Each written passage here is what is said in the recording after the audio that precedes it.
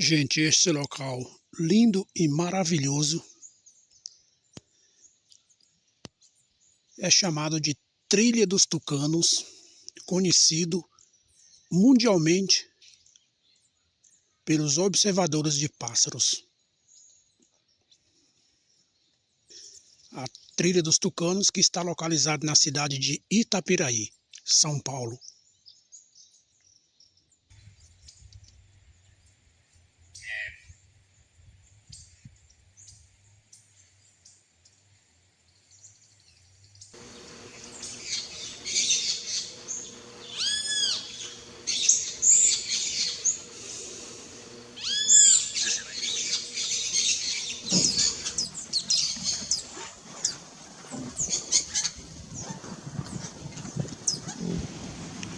Aí, pessoal, esse é mais um ambiente aqui na Trilha dos Tucanos, em Itapiraí, São Paulo.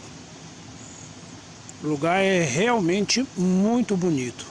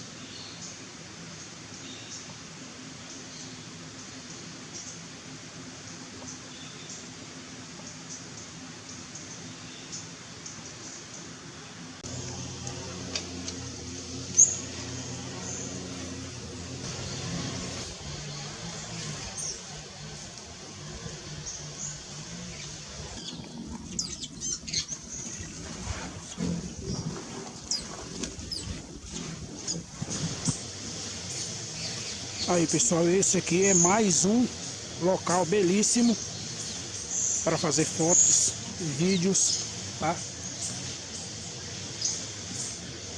É mais um dos pontos de observação aqui na Trilha dos Tucanos.